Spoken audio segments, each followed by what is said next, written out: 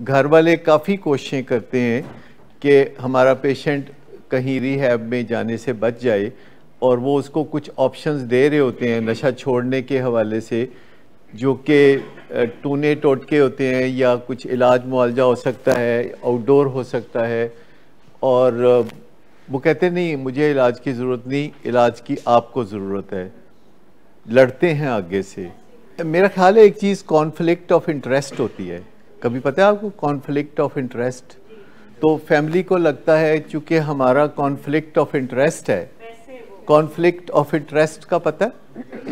क्योंकि अक्सर पेशेंट भी हमें कहते हैं कि ये पैसे बनाते हैं, पैसे बनाना चाहते हैं। हाँ, ये इस तरह की बात फैमिली के दिल में ये ख्याल आ सकता है कि कोई पैसे बनाने के लिए ज़्यादा दिन रखेंगे।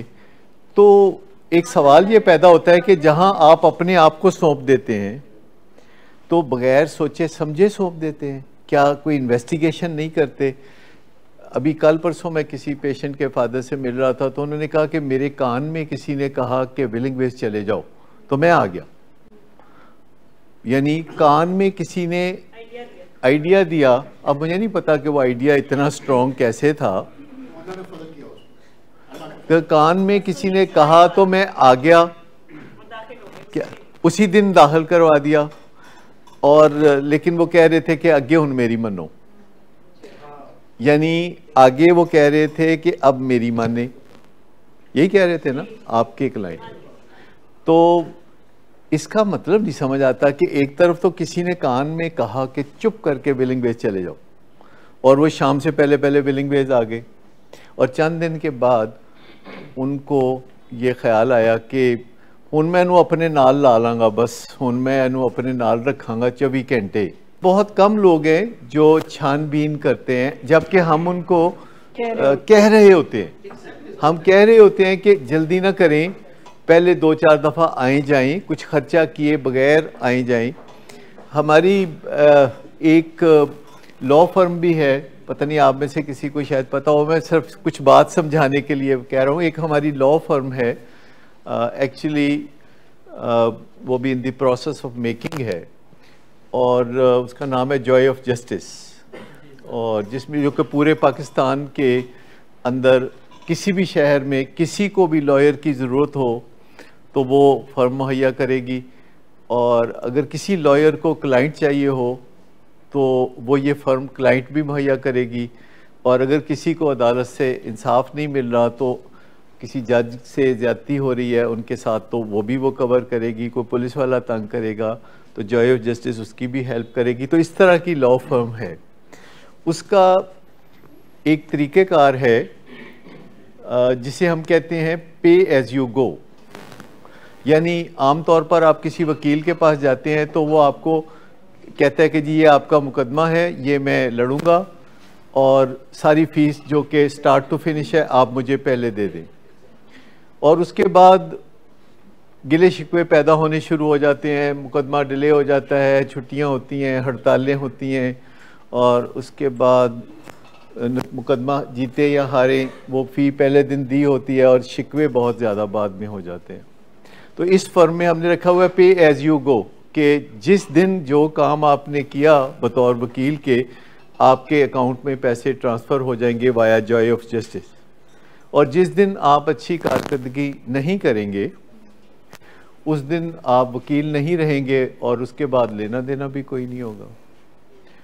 लेकिन ज़्यादातर लोग कमिट करते हुए बहुत डरते हैं, कमिट करते हुए बहुत डरते हैं कि किसी वकील के हाथ में अपना मुकदमा दे दें, तो फिर वो डरते हैं कि आगे चल के पता नहीं हमें इससे पूरी मदद मिलेगी कि नहीं, और वो कभी दिल इधर करते हैं कभी दिल उधर करते हैं। तो जो कमिटमेंट होती है, जैसे शादी की भी कमिटमेंट करते हुए बहुत लोग डरते हैं। एक चीज़ फियर ऑफ कमिटमेंट भी होती है कि वैसे डेटिंग कर ली, मिलजुल लिया, इसको देख उसको देख उसको देख, लेकिन कमिट करते हुए डरते हैं। ये काफ़ी मुश्किल काम होता है, और उससे पहले आप छानबीन करना चाहते हैं तो जो भी अहम कॉन्ट्रैक्ट या रिश्ता या मुआहदा होता है उसको पहले देखना चाहिए, और जब आप काम शुरू कर देते हैं तो उसके बाद आपको कॉन्फ्लिक्ट ऑफ इंटरेस्ट याद आए तो फिर आप फ़ायदा नहीं उठा सकेंगे।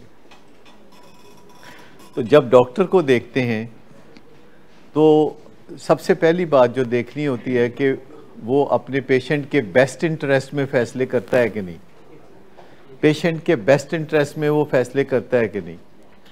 और अगर आपको ये पता चल जाए कि उसके सारे फ़ैसले मरीज़ के बेहतरीन मुफाद में हैं तो फिर आप उसको अपना इख्तियार सौंप देते हैं और फिर कॉन्फ्लिक्ट ऑफ इंटरेस्ट या इस तरह की बातें ज़हन में नहीं आती। ये अपनी जगह बजा है कि ये हमारा प्रोफेशन है। विलिंग वेज एक कमर्शियल ऑर्गेनाइजेशन है from the day one. 43 years से हम किसी किस्म की फंडिंग कबूल नहीं करते। बहुत सारी ऑफर्स भी होती हैं तो नहीं कबूल करते, क्योंकि हमें पता है कि जो अदारे फंडिंग पे चलते हैं या NGOs होती हैं वो ज़्यादा देर अच्छी कारकर्दगी नहीं कर सकते, क्योंकि फंडिंग कहीं और से आ रही है, सर्विसेज आप किसी और को दे रहे हैं। फंडिंग हमें हॉलैंड से आ रही हो, सर्विसेज हम आपको दे रहे हो, तो हम हॉलैंड की तरफ देखेंगे कि आपकी तरफ। तो जहाँ से फंडिंग आ रही है अकाउंटेबिलिटी भी वहीं से हो सकती है। सो बातचीत खुल के करने में कोई हर्ज नहीं होता। जब आपके किसी वक्त ज़हन में कोई बात आए तो आप बात कर सकते हैं, दलाइल दे सकते हैं, सुन सकते हैं दलाइल, और फिर कोई फ़ैसला आप करते हैं। लेकिन कई दफ़ा कई चीज़ें नहीं भी समझ में आती। आप एक दफ़ा नहीं समझ में आती तो 2 दफ़ा। और हम ये भी नहीं कहते कि प्राइवेटली हमारे कमरे में अलहदा आके बात करें। माहिरीन कहते हैं कि जितनी भी डिसेबिलिटी होती है ना, जितनी भी माजूरी होती है या डिसेबिलिटी होती है, वो जिस्मानी कोई नहीं होती। तमाम डिसेबिलिटीज जो है ना ज़हनी होती। मैंने बहुत से पेशेंट देखे हैं जिनकी दवाई शुरू में आप देते हैं, पहले दवाई ज़्यादा देते हैं, फिर कम देते हैं, फिर एक दिन आपको बंद करनी पड़ती है। मरीज़ समझता है अब ये हमेशा के लिए बंद हो गई है, लेकिन 2-3 महीने बाद मैं उसे फिर कहता हूँ नहीं फिर शुरू करो। फिर वो शुरू कर लेता है, फिर कुछ दिन खाता है, फिर उसको फिर माफक नहीं आती, फिर वो बंद कर देते हैं। 3 महीने बाद कहते हैं फिर शुरू कर लो। तो ये दवाई एक तरह से कई तरह से दी जाती है। एक के प्रिडिक्टेबल है, कितने अरसे के लिए चाहिए, एक है अनप्रिडिक्टेबल। कई पेशेंट की दवाई बंद कर दें, जब पहली दफ़ा साइकेट्रिक इलनेस आती है और कुछ दिन दवाई खाने के बाद बंद कर दे तो मरीज़ ठीक ही रहता है।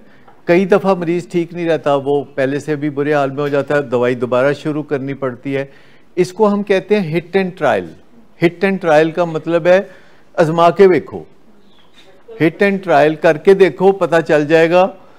और चूंकि ये दवाइयाँ निस्बतन नई हैं, इनको इजाद हुए 80 साल हुए। ये जो साइकेट्रिक मेडिसिन हैं सारी जी, हिट एंड ट्रायल का मतलब है आजमा के देखो, आजमा के देखो, यानी आप करके देख लो, पता चल जाएगा कि आया चाहिए कि नहीं चाहिए। और हमेशा याद रखना चाहिए कि एक दफ़ा जब दवाई शुरू करते हैं तो इसका मतलब ये नहीं है कि आपको हमेशा दवाई खानी है। दूसरी बात कि जब एक दफ़ा दवाई शुरू करके आप छोड़ते हैं तो इसका मतलब ये नहीं है कि आप हमेशा के लिए छोड़ सकते हैं।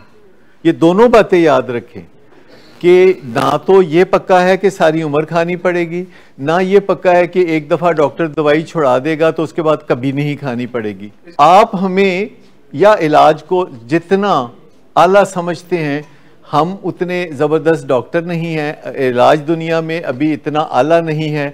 जो दाल दलिया है ना, वो बेहतरीन आपको पेश किया जाएगा, दाल दलिया, और उसको आपने दाल दलिया नहीं समझना, आपने उसको मुर्ग पुलाव समझना है। क्योंकि दुनिया में जो मेडिकल साइंस है उसकी तारीख ज़्यादा लंबी नहीं है। अगर आप देखें तो दुनिया में कुछ और साइंसेज हैं जिनकी तारीख मेडिकल साइंस से भी कम है, लेकिन वो ज़्यादा तरक्की कर गई हैं। जैसे कि हवाई जहाज़ों की जो साइंस है, एरोस्पेस साइंस जो है, ये शुरू हुआ काम पिछली सदी की बिगनिंग में, और आज दुनिया में बेहतरीन परवाज़ें जारी हैं। कंप्यूटर की साइंस भी पिछली सदी में मिड में कहीं शुरू हुई और अब अपने औजे कमाल पे है। वो भी ब्रेन से कम कॉम्प्लिकेटेड। लेकिन जो इंसान है ना, इसके जो इलाज का मामला है, ये तकरीबन इसकी जो हिस्ट्री है 300-400 साल से चल रही है। उससे पहले भी हकीम हुआ करते थे। यानी जब से इंसान दुनिया में आया कोई ना कोई हिकमत या डॉक्टरी चल रही है। लेकिन इसके बावजूद अभी डॉक्टरी जो है या जो मेडिकल साइंस है अभी भी एम्ब्रियोनिक एज में है। एम्ब्रियोनिक एज जैसा कि डॉक्टर साहब ने फरमाया कि जब अभी कोई शक्ल भी नहीं निकली होती, कोई बच्चे की शक्ल भी नहीं बनी होती माँ के पेट में, वो एक मोरूला जिसे आप कह रहे हैं, उसका नाम बड़ा अच्छा रखा है, मोरूला की वजह से बाद में मुरुंडा खाया जाता है।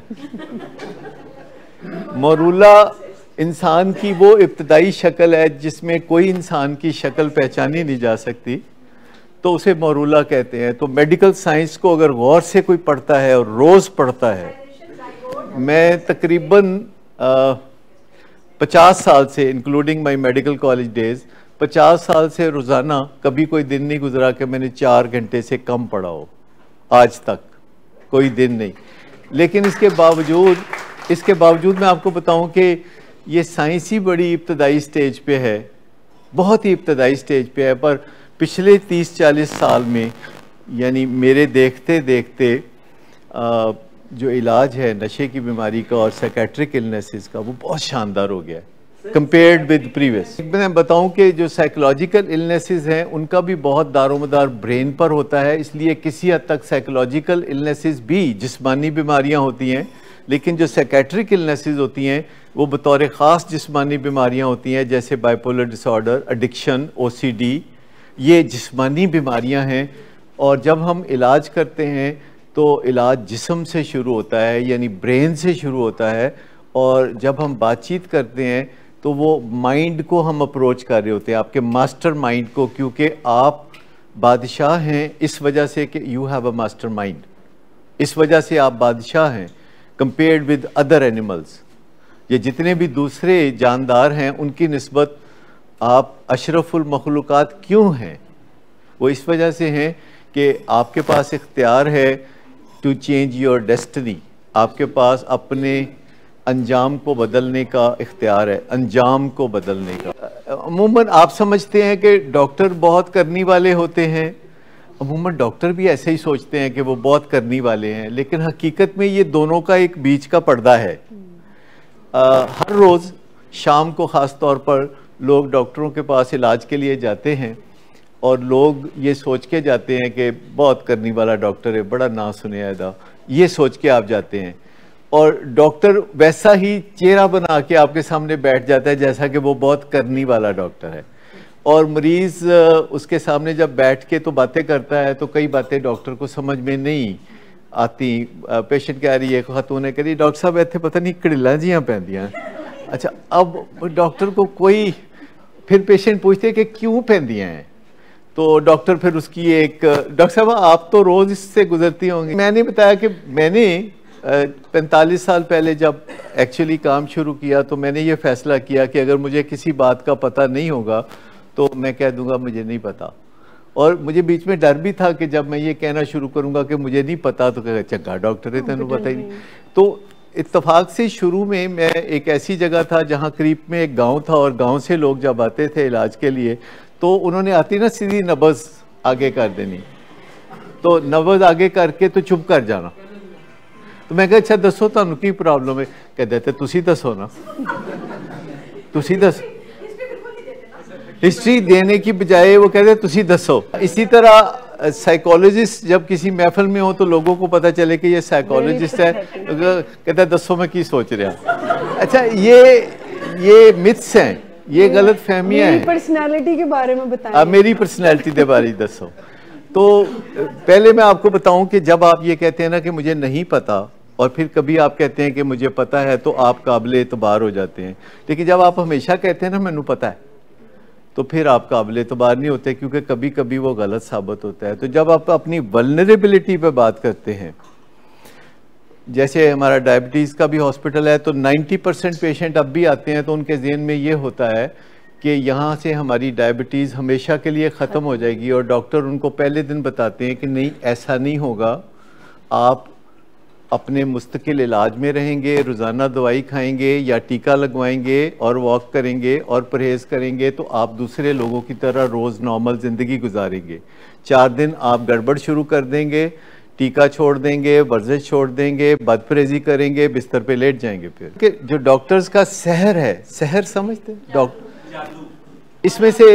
इसमें से निकल जाएं और अपनी ज़ात के कैपेबल होने पे यकीन रखें कि आपके अंदर अल्लाह ताला ने जो मशीनरी रखी है वो अपने आप को रिपेयर करने के काबिल है, और डॉक्टर आपको हदायत देगा और आप उन चीज़ों पर अमल करेंगे तो आपका जिस्म रिपेयर करना शुरू कर देगा और सर से पाँव तक आपका रिपेयर का प्रोसेस जिस्म में चलता रहता है।